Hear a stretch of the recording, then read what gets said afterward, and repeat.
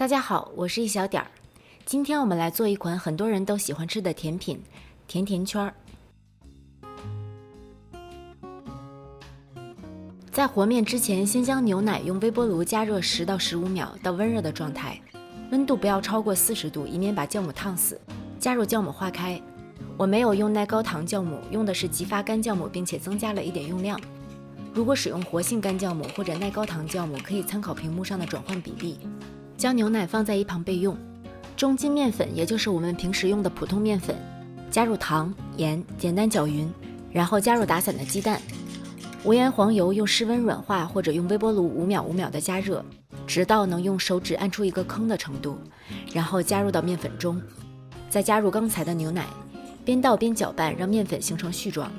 因为不同面粉的吸水性不同，我们可以先预留一点牛奶，以防一下子倒进去太多，面团太稀。不过甜甜圈的面团越软越好吃，很多店里的甜甜圈都是用面糊直接挤出来的。在家制作没有模具挤面糊，所以尽量把面团和得软一些，有点粘手是很正常的。揉成团后先静置10分钟，让面粉和水充分融合，我们再来揉面。将醒好的面团转移到案板或者揉面垫上揉面。面团很粘手，可以用摔打的方式，面团表面很快就会变得光滑。可以结合这种搓洗的方式揉，大概5分钟左右，揉到表面光滑就可以了，不需要揉出薄膜。将面团整理成球，放回盆中发酵。这里介绍一个发面的小窍门，你可以选择一个比面团体积大1倍的碗，在这个碗中发面，这样你的面团长到跟碗差不多大的时候就是2倍大了，比较容易判断。发面所需的时间取决于温度，更多发面的知识可以参考之前如何发面的这个视频。我在24摄氏度的室温下发了1个半小时，面团已经基本填满这个碗了。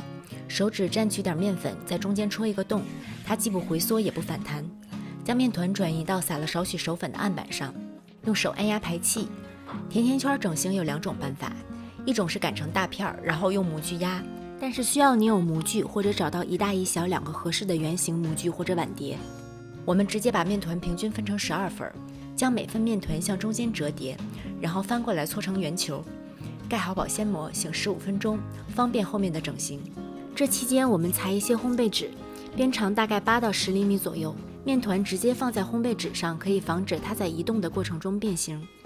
将每个面团擀成直径约8厘米的小圆饼，厚度大约0.8厘米左右，用手指蘸取一点面粉，找准面团的中心点戳下去，然后转动面团，让中间形成一个洞，就整形好了。把它放在烘焙纸上，面团都处理好后，放在温暖的地方发酵半个小时。如果家里比较干，可以用保鲜膜盖在面团上，保鲜膜里擦一点面粉，防止它粘在面团上。半个小时以后，可以看到面团比之前鼓一些了，就可以拿去炸了。炸甜甜圈的油不要放得太少，否则甜甜圈离锅底太近，受热会不均匀。将油温烧到170摄氏度，把手掌放在离油面5厘米处，能感觉到是温热但不烫手的程度。或者把筷子插入油锅，上面会起细碎的小泡泡。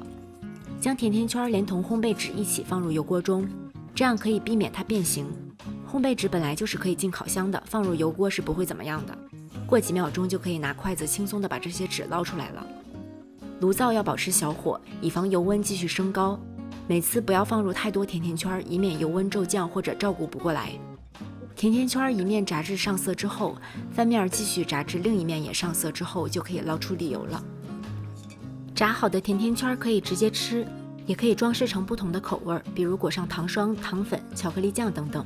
我比较喜欢吃的也是最简单的做法是裹一圈砂糖，砂糖里放一点肉桂粉，不喜欢肉桂粉的可以不放。甜甜圈在热的时候比较容易能够裹上糖。